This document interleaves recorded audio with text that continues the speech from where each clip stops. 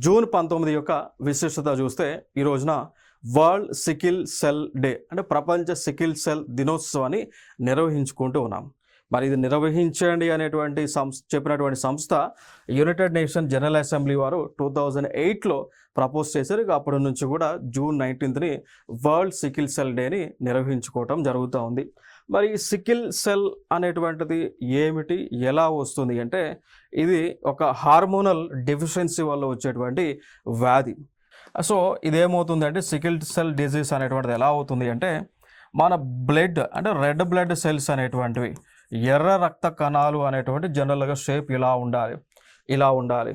But కాకపోతే ఈ యొక్క హార్మోనల్ డెఫిషియన్సీ కావచ్చు, క్రోమోజోమ్స్ డెఫిషియన్సీ కావచ్చు, దాని వలన ఏమవుతుంది అంటే రెడ్ బ్లడ్ సెల్స్ అనేటువంటివి ఈ ఆకారంలో వస్తాయన్నమాట. అంటే లైక్ సి ఆకారంలో వస్తూ ఉంటాయి. అంటే సికిల్ కొడవలి అని అంటాం. పంట కోసేటువంటి గడ్డి కోసేటువంటి కొడవలి అని అంటాం. ఈ కొడవలి యొక్క ఆకారంలో వస్తుంది అన్నమాట.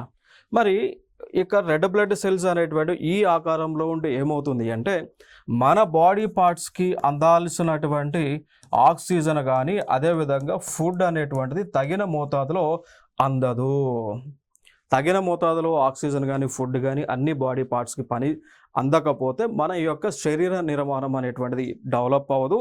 అనేక విధాలుగా మనకి వివిధ డిజీజ్ అనేటువంటి వచ్చి ప్రాణ సంకటంగా మారుతుంది. దీనినే సికిల్ సెల్ డిజీజ్ అని అంటాం.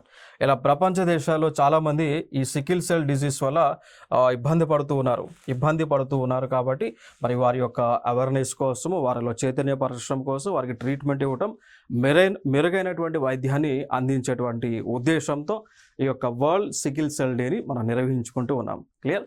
So that's the most important information.